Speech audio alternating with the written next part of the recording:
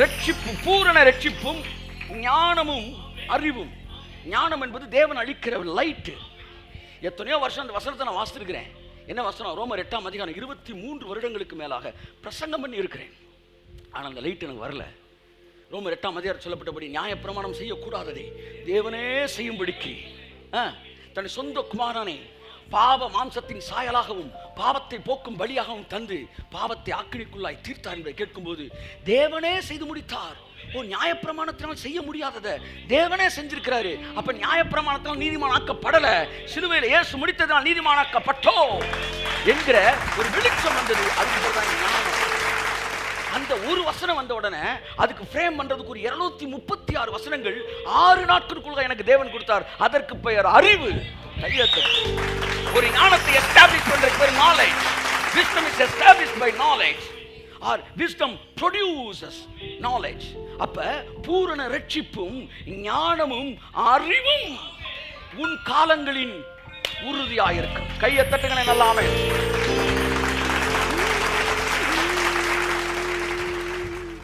இதுதான் இந்த காலத்தின் விசேஷம். இந்த காலத்தில் பூரண ரட்சிப்பு கொடுக்கப்படுகிறது. அதனாலதான் 1 பேதுருவில் சொல்ல 1:12 நினைக்கிறேன், அவர்கள் அந்த காலத்தின் விசேஷத்தை குறித்து கருத்தாய் ஆராய்ந்தார்கள். நான் கேட்கிறேன், அந்த காலத்தில் வொர்ஷிப் பண்ணாம இந்த காலத்தில் வொர்ஷிப் பண்ணுற அத்தனை பாஸ்டர் மாதிரி பார்த்து நான் கேட்கிறேன், அந்த காலத்தில் ஸ்லேட்டில் தானே நீ எழுதுன? உன் பிள்ளைக்கு ஓசியில் லேப்டாப் கொடுத்த உடனே என் பல்ல காட்டிட்டு வாங்கின நீ சொல்ல வேண்டியதானே? நாங்கள் அந்த காலத்தில் எழுதுன மாதிரி என் பிள்ளைய மணலில் எழுத வைப்போம், சுடு மணலில் உட்கார வச்சு எழுத வைப்போம், ஸ்லேட்டில் எழுத வைப்போம் அப்படின்னு சொல்ல மாட்டேன்றா? ஏண்டா உன் பிள்ளைக்கு மட்டும் லேப்டாப்பை கொடுத்துட்டாங்க, சைக்கிளை கொடுத்தாங்க, பல்ல காட்டிட்டு ஓட்டிட்டு வர? அப்ப அதுல மட்டும் காலங்களின் விசேஷம் வரும்போது அந்த விசேஷத்தை அங்கீகரித்துக் கொள்ளுகிறாய். அப்ப பரலோகத்தில் இருக்கிற எங்கள் பிதா எங்களுக்காக காலத்தின் விசேஷத்தில் கிருபைகளை அளிக்கும் போது உனக்கு ஏன் எரியுதுன்றேன். வயிறு ஏன் எரியுது? அப்ப இவ்வளவு பழமைவாதியான இருந்தினா உன் பிள்ளைக்கு ஸ்லேட்டை கொடுத்து விடுறா, உன் பிள்ளை மணல்ல எழுத வைடா, ஓசியில கொடுக்குற எந்த விஷயத்தை வாங்காத. நீ அப்படித்தானே படிச்ச, உன் பிள்ளை அப்படியே படிக்கட்டும். அதுல மட்டும் அப்டேட் ஆகுற நீ.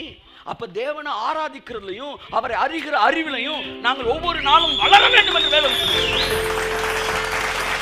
எந்த ஸ்கூல்ல படிச்சீங்க? எல்லாரும் எந்த ஸ்கூல்ல படிச்சீங்க? இல்லை எந்த பைபிள் காலேஜில் படிச்சீங்க? ஸ்கூலில் படிச்சிருக்க மாட்டீங்க தெரியும். எந்த பைபிள் காலேஜில் படிச்சீங்க?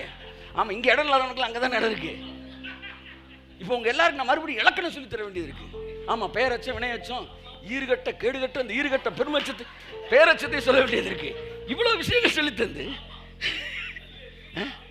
கர்த்தர் நான் ஸ்கூலில் இலக்கணம் படிக்காதப்ப எல்லாம் திட்டினாங்க. கர்த்தர் பண்ணி சிரிச்சுக்கிட்டே விட்டுட்டார். ஏன்னா என்னைக்கோ ஒரு நாள் நீ படிக்க போறடி தம்பி படிப்பான். ஆமா, ஊழியத்துக்கு வந்த பிறகு இலக்கணம் படிப்பான். இலக்கணமாய் இருந்த நாம் இலக்கியமாய் மாறினோம். இலக்கணம் மாறுதோ? ஆமா, இதுதான் ரைட்டு இதுதான் தப்புன்னா அதுக்கு பேர் இலக்கணம். தப்பு ரைட்டெல்லாம் தாண்டி அப்படியே சீர் அசை சந்தம் தொடை இதெல்லாம் உடைச்சி விட்டுட்டு கேட்கறதுக்கு ரிதமிக்கா இருந்துச்சுன்னா பாடு அப்படின்னா அதுக்கு பேர் இலக்கியம். ஆமா, இலக்கணமாய் பிரசங்கம் பண்ணிக்கிறது நம்மலாம் இலக்கியமா மாறுறோம். என் அன்புக்குரியவர்களே, நான் சொல்லுகிறேன், இவையெல்லாம் நம்முடைய காலத்தின் விசேஷம். புரியுதா? உங்கள் பாவங்கள் மன்னிக்கப்பட்டு இருக்கிறது. அங்கதான் நிற்கிறேன் நான். உங்கள் பாவங்கள் மன்னிக்கப்பட்டு இருக்கிறது. நீங்கள் இயேசுவை சொந்த ரட்சகராக ஏற்றுக்கொண்டு வந்து நகரத்துக்குள்ளே நீங்கள் என்ன செய்தீர்கள்? பிரவேசித்தீர்கள். இந்த நகரம் சீயோன் நகரம் என்று சொல்லப்பட்டிருக்கிறது. 33:20 சியோன் வருது, எருசலேம்னு வருது. எனக்கு இது ரெண்டுக்கு இருக்கிற வித்தியாசத்தை தெரியாமல் எதையாச்சும் சொல்லி உளராமல் இருக்கிறதுக்காக நான் அந்த ஏரியாவை தொடலை. சியோன் நகரமாக இருக்கலாம், சியோன் மலை எருசலேம் நகரம். ஓகே, சியோன் மலை எருசலேம் நகரம். அப்ப இந்த நகரம் எருசலேம் நகரமா? இந்த நகரத்துக்கு தான் ஆபிரகாம் காத்திருந்தானா? ஏன்னா அந்த நகரத்தில் இவ்வளவு ஆசீர்வாதம் இருக்கு. கை தட்டுங்க. அங்க இருக்கிறது வியாதிப்பட்டிருக்கேன்னு சொல்வது இல்லை. கை தட்டுங்க ஒரு அவருக்கு. ஆமென். அந்த நகரத்தை பற்றி ஒருத்தர் சொன்னாரு, அந்த நகரத்துக்கு நம்ம செத்த பிறகு தானே போவோம் அப்படின்னாரு. நான் உனக்கு போகணும்னு ஆசை இருக்கா? ஆமா, அப்படியே மாடியிலிருந்து குதிச்சிரு, செத்தா தானே போக முடியும்ன்ற. அப்போ நகரத்து மேலே விசுவாசம் உனக்கு விருப்பம் இல்லையா, ஈர்ப்பு இல்லையா? செத்த பிறகு போவோமா, சாகாமல் இருக்கிற போவோமா? இப்போ அதுக்கு ஒரு முடிவு போங்க. இன்னைக்கு ஒரு சூப்பராக ஒரு மேட்டர் சொல்ல வந்திருக்கேன் உங்களுக்கு. சியோன் நகர் செத்த பிறகு போவோமா, சாகிறதுக்கு முன்னாடி போவோமா? பைபிள் சொல்லுது மாம்சமும் ரத்தமும் தேவனுடைய ராஜ்யத்தை சுதந்திரிப்பது இல்லை. அப்போ இந்த ஃப்ளஷும் பிளட்டும் இருந்தாலே நீ சீயோன் நகரத்துக்குள்ளே போகவே முடியாது. அதனால தான் அவங்க சொல்கிறாங்க மறிக்கணும்னு. இன்னொரு விஷயம் கூட சொல்லுவோம், மதியனே நீ விதைத்த விதை மடியாவிட்டால் மண்ணிலிருந்து மடியாட்டி என்ன வராது? மேனி உண்டாகாதே. அதனால் முதலாவது மடிய வேண்டும். சாவை பற்றி செத்தா தான் அந்த சீயோனுக்குள்ளே நீ வந்து மறுரூபம் அடைய முடியும்னு 2வது வசனம் சொல்லுது. 2 கொரிந்தியரில் வருது அந்த வசனம், 1 கொரிந்தியர் நினைக்கிறேன் 15. இது வந்து இயேசு அப்புறம் சொல்கிறாரு, கோதுமை மணி மண்ணில் இருந்து மடியாவிட்டால் பலனை கொடுக்காதுன்றார். எல்லா வசனம் என்ன சொல்லுது? நம்ம செத்தா தான் எங்கே போக முடியும்? சீயோனுக்கு போகணும்னு சொல்லுது. இதைத்தான் அவங்க பிரசங்கம் பண்ணுறாங்க. இதை நாங்கள் ஏற்றுக்கிறோம். செத்தா தான் போக முடியும்னு ஏற்றுக்கிறோம். இப்போ நீ செத்தியா இல்லையான்றதான் கேள்வி. கை தட்டுங்க. நீ செத்துட்டியா இல்லையான்றதான் இப்போ கேள்வி. வாசிப்போம். நம்ம செத்துட்டோமா இல்லையா அதை மட்டும் வாசிப்போம். கொஞ்சம் வேகமாக வாசிங்க. ஆமாம், 1 தெசலோனிக்கேயர் 5 மன்னிக்கவும் 2 தீமோத்தேயு 2:11.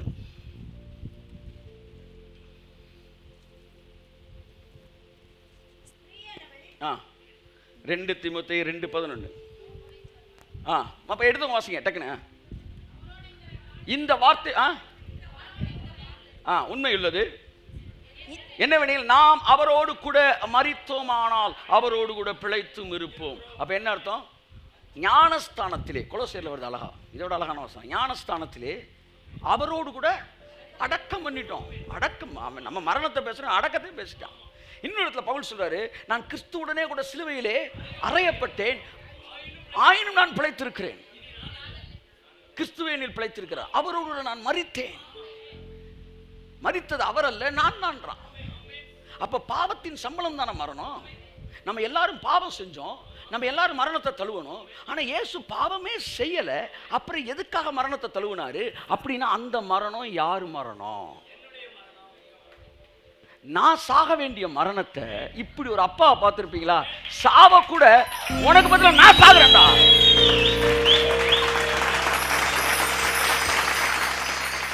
சாவ கூட எனக்கு பதிலாக அவர் செத்துருக்கிறார். 1 தெசலோனிக்கேயர் 5:10 இந்த டைமென்ஷன்ல வாசிங்க, அதோட அர்த்தம் புரியும். 1 தெசலோனிக்கேயர் 5:10. நாம் விழித்திருப்பவர்களானாலும் அடுத்து அதுல தம்முடனே கூட நாம் ஏகமாய் பிழைத்திருக்கும்படி அவர் நமக்காக மரித்தாரே. அவர் நமக்காக அப்படின்னா எனக்காக சாகல. அதுக்கு அர்த்தம் என்ன தெரியுமா? அவர் நமக்காக. இப்போ வந்து நான் புரிகிற மாதிரி சொல்கிறேன். நீங்கள் 5000 ரூபா ஃபீஸ் கட்டணும். இப்போ நான் காலேஜில் படிக்கலை, ஏன்னா நீ தான் படிக்கிற, நீ தான் பாவம் செஞ்ச, நீ தான் ஃபைன் கட்டணும். இப்போ நான் காலேஜில் படிக்காத நான் உனக்காக 5000 ரூபா கட்டுறேன். இதுக்கு சரியான அர்த்தம் தெரியும் என்ன தெரியுமா? உனக்கு பதிலாக 5000 ரூபா கட்டுறேன். இப்போ இந்த வசனத்தை எப்படி வாசிக்கணும்? அவர் நமக்காக மரித்தார் அல்ல, அவர் நமக்கு பதிலாக மரித்தாரே. நமக்காக நான் மரிக்கணும், எனக்காக அவர் மரிச்சார். எனக்கு பதில் அவர் மரிச்சார். இன்ஸ்டெட் ஆஃப் மீயா அவர் மரித்தார். ரோமர் 6:11 சொல்லுது, பாவத்திற்கென்று வாசிங்க. ரோமர் 6:11. அப்படியே நீங்களும், வசனத்தை போட்டுருப்பா, அப்படியே நீங்களும் உங்களை பாவத்திற்கு மரித்தவர்களாகவும் நம்முடைய கர்த்தராகிய இயேசு கிறிஸ்துவுக்குள் தேவனுக்கென்று பிழைத்திருக்கிறவர்களாகவும் எண்ணிக்கொள்ளுங்கள். 6:11 அது வருது. 6:10 16 அதை ஒட்டி வாங்க. பாவத்திற்கென்று ஒரே தரம் மரித்தார். அவர் மரித்தது எத்தனை வசனம்? 10. அது சொல்லுங்க. 10. அவர் மரித்தது பாவத்திற்கென்று ஒரே தரம் மரித்தார். யார் பாவத்துக்கென்று? அப்ப நீங்க செத்துட்டீங்களா உயிரோட இருக்கீங்களா? சொல்லுங்க, செத்துட்டீங்களா உயிரோட இருக்கீங்களா? நமக்கு பதிலாக மரித்தார், நம் எல்லோருக்காகவும் ஒருவரே மரித்தார். 2 கொரிந்தியர் 5:14 இன்னும் சூப்பரா இருக்கு. 2 கொரிந்தியர் 5:14 வாசிங்க தம்பி. ஃப்ரண்ட் 80 இங்க 20. 2 கொரிந்தியர் 5:14. ஓகே. கிறிஸ்துவினுடைய அன்பு ஃப்ரண்ட் எங்களை நெருக்கி ஏவுகிறது. கிறிஸ்துவின் அன்பு எங்களை நெருக்கி ஏவுகிறது. ஏனென்றால் எல்லாருக்காகவும் ஒருவரே மரித்திருக்க. கை தட்டுங்க. உங்க எல்லாருக்கும் சேர்த்து அவர் செத்துட்டார். பக்கத்துல தட்டி சொல்லுங்க, எல்லாருக்கும் சேர்த்து அவர் செத்துட்டார். நாம் எல்லோருக்காகவும் அவர் மரித்துட்டார். இங்க பாருங்க, நல்லா கவனிங்க. 50,000 ஃபீஸ் கட்டணும். நாம் எல்லோருக்காகவும். இப்போ நான் வந்து 50,000 ஃபீஸ் கட்டணும். நான் ஃபீஸ் கட்டலை. பிரின்ஸிபால் கேட்குறாரு, பிரின்ஸிபாலில் இல்லை சொல்லி யாரோ ஒருத்தர் கேட்குறாரு, என்னப்பா ஃபீஸ் கட்டிட்டியா? கட்டலை சார். வெளியே போகிறேன்னு வெளியே அனுப்பிச்சுட்டாரு. வெளியே போனோடனே எங்கள் அப்பா என்ன செய்கிறாரு? என்னடான்னு கேட்டு 50,000 கட்டணும் வாடான்னு கூட்டு வந்து எங்கள் அப்பா வந்து 50,000 கட்டிட்டார். ஓகே, இப்போ திரும்ப அடுத்த நாள் பிரின்ஸ்பல் பார்க்குறாரு, நீ ஃபீஸ் கட்டிட்டியான்னு கேட்டார். என்ன சொல்லுவீங்க? எங்கள் அப்பா கட்டி விட்டார் அப்படி சொல்லுவியா? என்ன சொல்லுவீங்க? ஃபீஸ் கட்டிட்டேன். நீங்கள் கட்டவே இல்லையே, உங்கள் அப்பா தானே கட்டினாரு. அவர் கட்டினது எனக்கு பதிலாக கட்டினது தான். உங்களை பார்த்து கேட்குறாரு, நீ செத்துட்டியா? செத்துட்டேன். என்ன செத்துட்ட? ஆமாம், 2000 வருஷத்துக்கு முன்னாடி சிலுவையில் செத்தோம்ல, அதை மட்டும் அவர் செத்தாருன்ற, உனக்காக தானே செத்தாரு. அப்போ நீ செத்துட்டேன்னு சொல்லு.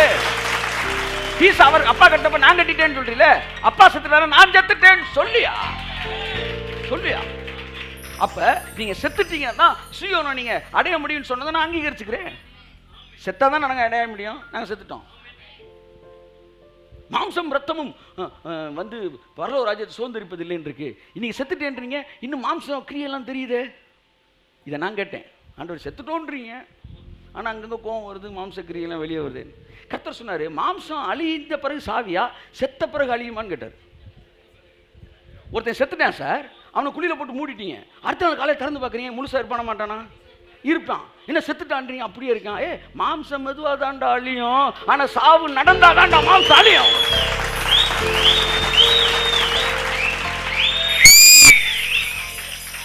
இன்னைக்கு சாவு, நாளைக்கு பாலா. இன்னைக்கு செத்தா, நாளைக்கு மாம்சம் அழியும். அப்ப மாம்சம் இன்னும் அழியலன்னு ஒன்று, அவர் சாகலன்னு நீங்க திறந்து பார்க்குறீங்க, அவருக்கு எல்லாமே இருக்கு. உடனே உயிரோட தாண்டா இருக்காருன்றீங்களா? ஏட்டா கிறுக்குப்பையில இல்லை அப்படி சொல்லுவீங்களே நீங்க. நான் சொல்லலை. மாம்சம் இருந்தா, மாம்சம் இருக்குது, உடனே உயிரோட இருக்காரா? அவன் செத்துட்டான்டா, அது தெரியுதுல்ல. அப்படிதான் மாம்சத்தின் கிரியை இருந்தாலும் இருக்குது, ஆனால் அவர் செத்துட்டாரா? அப்ப எல்லாம் அப்படியே இருக்கு. அழியும். அது அழியாததினாலே நீ சாகவில்லை என்று அர்த்தம் அல்ல. கிருபைனாலே அதுல ஒரு தீ பிடிக்குது சார். அதுதான் சில கொடுங்க சார். ஆகவே இன்று நீ மரித்தால் நாளை உன் மாம்சம் அழியும். நேற்று நீ மரித்திருக்கிற எத்தனை இடத்துல அழிஞ்சு, ஒவ்வொன்றா அழியும். கண்ணு அழியுது, அடுத்து என்ன அழியுது? ரத்த ஓட்டம் இதாகுது, ஒவ்வொன்றா தான் அழியுது. கடைசியா முடி. அந்த மாதிரி தான் வாழ்க்கையில் ஒவ்வொன்றா அழியும். எவ்வளவு அழிஞ்சிருக்கு? பண ஆசை அழிஞ்சிருக்கா, அந்த ஆசை அழிஞ்சிருக்கா, இந்த ஆசை அழிஞ்சிருக்கா, இது என்ன ஆசை இருக்கு? அம்புட்டும் அழியும் சாரே. கையை தட்டுங்க சாரே, நல்லா தட்டுங்க. ஆகவே மாம்சம் இருந்தாலும் தைரியமா சொல்லுங்க, நாங்க செத்துட்டோம். ஆமா, நாங்களாம் செத்துட்டோம்ல, அப்படி முடிங்க நீங்க. ஆகவே மாம்சம் ரத்தம் சுதந்திரிப்பதில்லை. மரித்தவனுக்கு மாம்ச ரத்தம் கிடையாது, அது அழிக்கப்படுகிறது. என் அன்புக்குரியவர்கள், ஒன்றை புரிந்து கொள்ளுங்கள். சீயோனுக்குள்ளே நீங்கள் நுழைவீர்கள் என்று பைபிள் சொல்லல, நீங்க நுழைஞ்சிட்டீங்கன்னா பைபிள் சொல்லுது. அதை தான் நான் பிரசங்கம் பண்றேன். இவ்வளவு நேரம் நான் பிரசங்கம் பண்ணதை ஒரே வசனத்தில் நான் முடிக்கிறேன். எபிரேயர் 12ஆம் அதிகாரம். தேவன் தாமே கட்டி உண்டாக்கி நகரத்தை காத்திருந்தான், ஆனா அவங்க அதை பெறல, நாமோ அதை பெற்றுக்கொண்டோம்னு சொல்லிட்டு எபிரேயர் 12:20 நினைக்கிறேன். வாசிங்க ஒரு நிமிஷம். நீங்களோ சீயோன் மலையினிடத்திற்கும் ஜீவனுள்ள, தொடங்கும் போதே சீயோன் தான் தொடங்குது. அந்த வாக்கியம் எங்க முடியுது? அடுத்த வசனத்துல முடியுது. அடுத்த வசனத்துல வந்து சேர்ந்தீர்கள். கை தட்டுங்க. நீங்களோ சீயோன் மலையினிடத்திற்கு வந்து சேர்ந்தீர்களே. கையை தட்டுங்க. இடையில எங்கேயுமே ஃபுல் ஸ்டாப் இல்லை சார். ஆமாம், கம்மா தான் இருக்கு. அது தமிழை இறந்த உள்ள நோண்டி பார்க்காதீங்க. என் வாசிக்க விட்டுருவோம். வாசிங்க டக்குன்னு. நீங்களோ சீயோன் மலையினிடத்திற்கும் கமா ஜீவனுள்ள தேவனுடைய நகரமாகிய பரம எருசலேமினிடத்திற்கும்.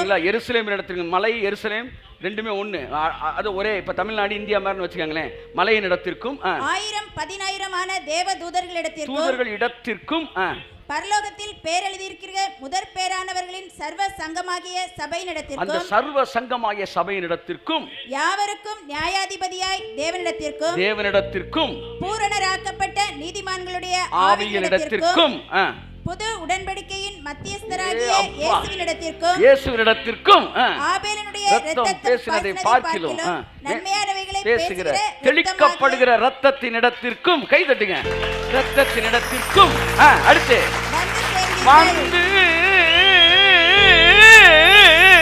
வந்து சேர்ந்தீர்களே. ஆகவே நான் சீயோன் நகரத்திற்கு வந்து சேர்ந்திருக்கிறேன். சீயோனை பத்தி பேசினாலே 6 மாசம் பேசலாம். அப்புறம் அதுக்கப்புறம் எவ்வளவோ இருக்கு. பரம எருசலேம் இருக்கு, தெளிக்கப்படுற ரத்தம் இருக்கு. நீங்கள் மன்னிக்கப்பட்டு இருக்கிறீங்க. நேற்று ஒருத்தருக்கு ஜெபிக்கும் போது, ஆண்டவரே உங்களுடைய ரத்தம் இவர்கள் மீது தெளிக்கப்படுவதாக, என் மீது தெளிக்கப்பட்டிருக்கிறக்காய் ஸ்தோத்திரம். ஏனென்றால் இவருக்கு நான் ஜெபிக்க போகிறேன், தெளிக்கப்பட்டவனாய் மன்னிக்கப்பட்டவனாய் நான் ஜெபிக்கணும். கர்த்தர் சொன்னார், தெளிக்கிறது உன் வேலையே கிடையாது, அது ஆசாரியன் வேலை. இப்போ நீ தெளித்து பரிசுத்தமாகலை, இனிமேல் ஜெபத்தில் பரிசுத்தமாக்குற வேலையை நீ என்ன செஞ்சுக்கிறாத, வச்சுக்கிறாத. ஏன்னா நீ ரத்தம் தெளிக்கப்படுற இடத்துக்கு தாண்டா நீ வந்திருக்க. பாய் கடையில் போய் கறி வாங்குறதுக்கு 15 நிமிஷம் நின்னீங்கன்னா கொஞ்ச நேரத்தில் உங்கள் சட்டை என்ன ஆக்கி அனுப்பிடுவார், வெட்டில் கறியை ரத்தமாக்கி அனுப்பிச்சி விட்ருவார். பெயிண்ட் அடிக்கிற இடத்துக்கு போனால் பெயிண்ட் ஆக்கி விட்ருவாங்க, மில்லுக்கு போனால் பஞ்சாக்கி விட்ருவாங்க. ஆமாம், இங்கெல்லாம் போனீங்கன்னா அது உங்களை தாக்காமல் விடாது. இப்போ ரத்தம் தெளிக்கிற இடத்துக்கு வந்திருக்கிறீங்க. அப்போ கர்த்தர் சொன்னார், ஜெபம் என்பது வண்டியை ஸ்டார்ட் பண்ணுறது கிடையாது, அதுதான் ரத்தம் தெளிக்கிறேன். ஏன் சொன்னேன், ஏன் ரத்தம் தெளிக்கிறேன், வண்டியில் தெளிக்கிறேன், குடும்பத்தில் தெளிக்கிறேன், வண்டியோட வந்து இந்த டயரில் தெளிக்கிறேன், 3 டயரில் தெளிச்சா 4வது டயரில் தெளிக்கல, அது வெடிச்சிருச்சு. 4 டயரில் தெளிச்சுட்டா திரும்ப வெடிச்சிருச்சு. என்னன்னு கேட்டால் டியூப் சொல்லுது, ஏன் மேலே தெளிக்கல. ஆகவே ரத்தம் தெளிக்கிற ஒரு டியூப்லெஸ் டயரை வாங்கும்படி அன்புடன் நினைக்கிறேன். அப்போ ரத்தத்தை தெளிக்கணும், நீ தெளிச்சுக்கிட்டே இருக்க வேண்டியதுதான். சிலருக்கு ஜபம் ஃபுல்லாக ரத்தம் தெளிக்கிறதுலேயே போயிடுது. ஆனால் பைபிள் சொல்லுது, நீ தெளிக்கக்கூடாதுப்பா. பழைய ஏற்பாட்டிலையும் புதிய ஏற்பாட்டிலையும் மனுஷனுக்காக தேவ காரியங்களை செய்வதற்கென்று நியமிக்கப்பட்டிருக்கிறவன் ஆசாரியன். ஆகவே ரத்தம் தெளிக்கிற வேலை ஆசாரியன் தான் தெளிப்பான் ஜனங்கள் மேலே. உன் வேலை வாய, ஆமாம், யோபு மாதிரி பொத்திக்கிட்டு தேவ சமூகத்தில் நின்று வாயை பொத்திட்டு, ஆண்டவரே நீங்கள் தெளிக்கிறீங்க, நான் வாங்கிக்கிறேன். இப்போ ஜெபம்ன்றது வண்டியை ஸ்டார்ட் பண்ணுறது இல்லை, ரத்தம் தெளிக்கிறது தான் வண்டியை ஸ்டார்ட் பண்ணுறது. நீங்கள் ரத்தத்தை தெளிக்கலை, ரத்தம் தெளிக்கப்பட்டு தான் ஜெபத்துக்கே வர்றீங்க. கர்த்தர் சொன்னார், ஜெபத்துக்கு வந்துட்டு கியரை போடு, என்ன நடக்கணும்னு சொல்லு, என்ன பண்ணணும்னு சொல்லு. ஃபர்ஸ்ட்டை போடு, செகண்டை போடு, தேர்டை போடு, ஃபோர்த்தை போடு. ஜீவனை சொல்லுகிறேன், ஆரோக்கியத்தை பேசுகிறேன், ஐஸ்வர்யத்தை பேசுகிறேன், நீடிய வாழ்வை பேசுகிறேன், இளமையை பேசுகிறேன், பெருக்கத்தை பேசுகிறேன். நேர மேட்ருக்கு வாடா. ஏனென்றால் நீங்கள் மன்னிக்கப்பட்டு இருக்கிறீர்கள், நீங்கள் மன்னிக்கப்பட்டு இருக்கிறீர்கள், நீங்கள் மன்னிக்கப்பட்டு இருக்கிறீர்கள், நீங்கள் மன்னிக்கப்பட்டு இருக்கிறீர்கள். நான் மன்னிக்கப்பட்டு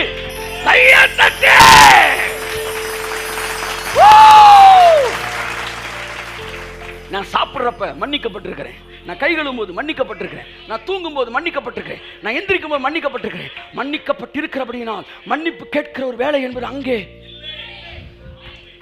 உணர்கிற வேலை உண்டு. ஆனால் மன்னிக்கிற வேலை உணர்றது வேற, மன்னிக்கிறது வேற. அப்போ நாங்கள் வந்து சாரி கேட்கக்கூடாதா? சார், நீங்கள் சாரி கேட்கறது ரைட்டாக தப்பா நான் பேச வரல. ஆனால் ஒன்று தெரிஞ்சுக்கணும், நீங்கள் சாரி கேட்கறதுக்கு முன்னாடி அவர் உங்களை மன்னிச்சிட்டார். கையை கட்டு, கையை. என் பையன் ஒருத்தன் இருக்கிறான், அவனுக்கு 5 வயசு, ஒரு பொருளை உடைச்சிட்டான். உடைச்சோடனே எங்கள் அப்பா வைவாருன்னு மிரள்றேன்னு நான் சொல்கிறேன், விடுறா, நான் மன்னிச்சிட்டேன்டா, விடுறா. சொன்னோன்னே என்னை கட்டி பிடிச்சிட்டு, சாரி டாடி அப்படின்ட்டான். சாரி வந்துச்சா, மன்னிப்பு வந்துச்சா? மன்னிப்பு தான் வந்துச்சு, சாரி 2வது. நீ கேட்குற சாரி எல்லாம் லேட்டாக வந்த ஆரிய பவான் பூரி. ஏன் சார் இங்கே மட்டும் ஆரியே இருக்குது? அது ஆரிய பவன், அதனால் அது ஆரி தான். அப்போ நீ கேட்குற சாரியை கேட்டுட்டுலாம் உன்னை மன்னிக்கலை. நீங்கள் 2000 வருடங்களுக்கு முன்பாகவே வினைத்தொகை மன்னிக்கப்பட்டு இருக்கிறீர்கள். அந்த நகரவாசிகளின் பாவங்கள் மன்னிக்கப்பட்டு, தட்டு மன்னிக்கப்பட்டு இருக்கும், மன்னிக்கப்பட்டு இருக்கும். அப்படின்னா பிரசன்ட் டென்ஸ்ல இருக்கு, அந்த டென்ஸ் அப்படியே இருக்கு, சஸ்டெயின் ஆகிட்டே இருக்கு. ஊறுகாய், படர்கொடி, வேற என்ன சொன்னேன் சொல்லுங்க டக்குன்னு. சுடு சோறு, குடிநீர் மன்னிக்கப்பட்டு இருக்கிறது. எல்லா காலத்தையும் மன்னிக்கப்பட்டு இருக்கு. இந்த மன்னிக்கப்பட்டதுனால இனி வியாதிப்பட்டே நீ சொல்லவே மாட்ட. பக்கத்தில் தட்டி சொல்லுங்க, நீங்க மன்னிக்கப்பட்டிருக்கீங்க, அதனால இனி வியாதிப்பட்டேன்னு நீங்க சொல்லவே மாட்டீங்க. சார் நான் சொல்லிட்டேன் சார், உடனே கழுத்தறுத்து கடைசி வீசிடுவாரா? இதுதான் அவன் நோட்ஸ் எடுப்பான். வாடி வா, என்ன வாடி வா, நான் நாளைக்கு சொல்லுவேன். என்ன செய்வேன்? போடா. சொல்லுவது இல்லைன்னா அதுக்கு அர்த்தம் லிட்டரலாக சொல்ல மாட்டேன்ல, இனிமேல் சொல்கிற மாதிரி உனக்கு அது நடக்கவே நடக்காதுன்னு அர்த்தம். நீயோ கடன் வாங்குவதில்லைன்னா கடன் வாங்கக்கூடாதுன்னு பிரசங்கம் பண்ணுறான். கடன் வாங்கக்கூடாதுலாம் பிரசங்கம் இல்லை, கடன் வாங்க மாட்ட அந்த அளவுக்கு நான் உன்னை ஆசீர்வதிப்பேன். புரியுதா? அது மாதிரி நீ சொல்லவே மாட்டேன்னா உன்னை ஆரோக்கியமாக நான் வச்சிருப்பேன். எல்லாம் சொல்ல நான் ஆரோக்கியமாக இருப்பேன். நான் வியாதிப்பட்டேன்னு சொல்ல மாட்டேன், நான் சுகமடைஞ்சேன்னு சொல்ல மாட்டேன். ஒருவேளை இன்னைக்கு அது நடக்காட்டினா கூட என் வாழ்க்கையில் அதுதான் இனிமேல் நடக்க போகுது. கை தட்டுங்க ஒருத்தவர் காமே. இந்த எருசலேம் நகரத்தை பற்றி நல்லா தெரிஞ்சேன். ஏசு 3 காலங்கள் பாவத்தை மன்னிச்சிருக்கிறார். அப்போ ஒருத்தன் கேட்குறான், அப்போ நீங்கள் பாவம் செய்யலாமா சார்? எத்தனை சார் நான் அவனும் கேட்டுக்கிட்டே இருக்கேன், நீங்களும் சொல்லிக்கிட்டே இருக்கீங்க. இதுக்கு பேர் தான் நன்மை தீமை விருட்சத்தை சாப்பிட்டுட்டு வந்து நிற்கிறது. நன்மை தீமை விருட்சத்தை சாப்பிட்ட உடனே நீ நிர்வாணமாக தெரிய முடியாது, உனக்கு ட்ரெஸ்ஸை போட்டு தான் அனுப்பணும், வழி இல்லை. ஆனால் நீ நன்மை தீமை விருட்சத்தை சாப்பிடாம ஜீவ விருட்சத்தை சாப்பிட்டுருந்தீங்கன்னா நீ நிர்வாணமாக இருந்தால் கூட உனக்கு தவறாகவே தெரியாது. நீ அங்கே இருக்கிற வரைக்கும் அந்த பிரமாணம் உனக்கு வேலை செய்யும், இங்கே வந்தால் தான் இந்த பிரமாணம் வேலை செய்யும். அப்போ இவன் என்ன கேட்குறான், பாவம் செய்யலாமா? நான் கேட்குறேன், இன்சூரன்ஸ் பண்ணியிருக்கியா வண்டிக்கு? ஆமாம் பண்ணியிருக்கிறோம். வண்டி மோதுனா உங்களுக்கு காசு தந்துடுவான் இன்சூரன்ஸ் கம்பெனி, கொடுத்துருக்காரு. நேராக போய் மோது, மரத்தில் மோது. அதெல்லாம் மோத மாட்டோம். அப்புறம் இன்சூரன்ஸு மோத மாட்டேன்ற இருக்கு இன்சூரன்ஸ். பாவமே செய்ய மாட்டேன், எதிர்காலத்துக்கு பாவத்தை மன்னிக்கிறாருன்ற அப்படின்ற. சரி, பாவத்தை மன்னிச்சிருக்காருன்னா பாவம் செய்வியான்ற. நான் கேட்குறேன், இன்சூரன்ஸ் பண்ணியிருக்கேன்னு வண்டி மரத்தில் மோதுவியா? மோதுற இல்லை ஒன்று கொண்டே முடியும். நான் இல்லை சார், எதுக்குன்னா ஒருவேளை தவறி மோதி, அதைத்தான் நாங்கள் சொல்கிறோம். ஒருவேளை தவறி மோதினாலும் இன்சூரன்ஸ் இருக்கு அப்படின்னு நீ சொல்றீல, அப்படித்தான். ஒருவேளை நீ தவறினாலும் உனக்கான மன்னிப்பு ஏற்கனவே கொடுக்கப்பட்டு. புரிஞ்சுக்க, நல்ல மனநிலையோட வா, பைபிளை வாசி, நல்லா குளிச்சுட்டு சுத்தபத்தமா வா.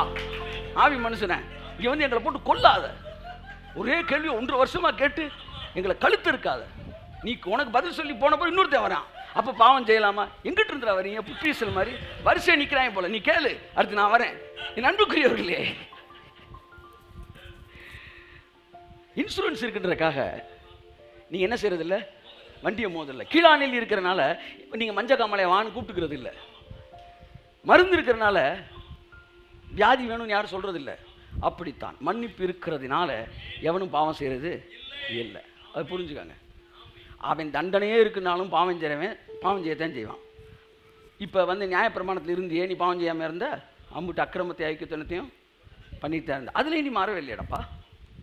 அப்போ தவறு செய்கிறவன் கிருபையிலே உனக்கு வந்து விடுதலை இருக்குன்றக்காகவும் தவறு செய்கிறதில்லை, நியாயப்பிரமாணத்தில் தண்டனை இருக்குன்றக்காக தவறு செய்யாமலும் இருக்கிறது இல்லை. இதுவோ என்னை பாவம் செய்ய தூண்டுவதில்லை. ஃபினாயில ஃப்ரீயாக கொடுக்குறேன், குடிக்க மாட்டில, ஃப்ரீன்ற காண்டி குடிப்போமா? அதை செய்ய மாட்டில. அப்படித்தான் பாவம் மன்னிக்கப்பட்டிருக்கனால நீ பாவம் செய்ய மாட்ட. இதுக்கு நீ புது சிருஷ்டி ஆனா தான் எனக்கு அர்த்தமே தெரியும். நீ நன்மை தீமையை சாப்பிட்டுட்டு நீ நேராக கையை நீட்டினா தேவன் வந்து என்ன செஞ்சுட்டாரு? எங்கள் ஸ்டீன் ஜாகிரபி வாத்தியார் ஒருத்தர் இருக்கார், மயண்டி. அவர் என்ன செய்வார்? கையை இப்படி நீட்டினார், இப்படி தான் போடுவார். ஸ்கேலை வச்சு லொட் அப்படின்னு அந்த மாதிரி நிஜ விருட்சத்தை நீட்டினா லொட்டுன்னு போட்டுருவார். அப்படி ஸ்கேலை இப்படி தூக்கிட்டே இருப்பார். நீட்டுறான், நாங்கள் இப்படி நீட்டினா அடிச்சிருவார்னு பயந்துட்டு இப்படி நீட்டுவோம். அவர் அப்படியே தொங்க போட்டார், லட்டுன்னு இப்படி போட்டுருவார். நான் தான் இப்படி காட்டுனேன்ல, எங்கெங்கேயோ கற்றுக்கிட்டு வந்து அந்த காலத்தில் கற்றுக்கேன். அந்த மாதிரி ஜீவ விருட்சத்தை நீட்டினா லொட்டுன்னு போட்டுருவார். ஏன்னா நீ நன்மை தீமை அறிவோட இங்கே வராத. இந்த அறிவோட வந்தால் நீ கிருபையை உன் பேரன் பிறந்தா கூட நீ கற்றுக்க மாட்டடா. நீ என்னைக்கு வந்து நன்மை தீமை அறியத்தக்க விருட்சத்தை, அந்த ஜீவ விருட்சத்தை புசிக்கிறதுக்கு நன்மை தீமை அறியத்தக்க விருட்சத்தை வந்து நீ என்னைக்கு அதை வந்து அழிக்கிறியோ அன்னைக்கு தான் ஜீவ விருட்சம் தான். அன்புக்குரியவர்களே, கிருபை என்பது மாம்ச பார்வையோடு புரிந்து கொள்ளக்கூடிய விஷயம் கிடையாது. ஏனென்றால் இந்த உபதேசத்துக்கு பெயர் இடரலின் உபதேசம். இந்த உபதேசத்துக்கு பேர் என்ன? ஆமாம், நிறையா பேரை என்ன செய்யுமா இந்த உபதேசம்? இடர வைக்கும். அதை இயேசு பிறந்த உடனே சிமியோன் சொல்கிறான், அநேகர் இடறுவதற்கு இவர் காரணமாக இருப்பார். நான் பிறந்தப்போ கூட அப்படி தான் சொல்லியிருப்பாங்க பரலோகத்தில், அநேகர் இடறுவதற்கும் அநேகர் எழுந்து நிற்பதற்கும் இவர் காரணமாய் அமைவார். கையை தட்டுங்க அவருக்கு. ஆமே. அது எப்படி சார் கிருபைப்பட்ட உபதேசம்? ஒருத்தனுக்கு பைத்தியமா இருக்கு, ஒருத்தனுக்கு எப்படி ஒரே சத்தியம் 2 பேருக்கு 2 மாதிரி இருக்கு? கெட்டு போகிறவனுக்கு பைத்தியமா இருக்கு, ரட்சிக்கப்படுகிற நமக்கோ அது. நான் கேட்ட ஆண்டவரே, ஒரே சத்தியம் எப்படி அவனுக்கு அப்படி தெரியுது, எனக்கு இப்படி தெரியுது? கர்த்தர் ஒரு 6ஆம் நம்பரை காமிச்சு சொல்றாரு. நான் இங்க இருந்து 6ன்றேன், ஒருத்தன் அங்கிட்டு நின்று இல்ல 9ன்றான். சரி நீ 9,000 விடியா, நீ 9,000 சொல்கிற விடியா அப்படின்னு விட்டு அனுப்பிட வேண்டிய. என்னன்னா நல்லா கவனிங்க, ஒரே சத்தியம் எப்படி அவனுக்கு இடம்லாம் நம்மளுக்கு ஆசீர்வாதமாக இருக்குன்னா அதுதான். அங்கே தான் நிற்கிறான் சந்திரன், அங்கே தான் கர்த்தர் இருக்கிறார். ஒரே மேகம் அக்கினி தணலாக செங்கடலில் வரும்போது இஸ்ரவேலருக்கு வெளிச்சமாகவும் எகிப்தியருக்கு காரிருளாகவும் இருந்துச்சான். ஒரு லைட்டை பற்ற வச்சு ஒருத்தனுக்கு இருட்டா ஒருத்தனுக்கு வெளிச்சமாக காட்ட முடியுமா? என் தலைவனால் காட்ட முடியும்.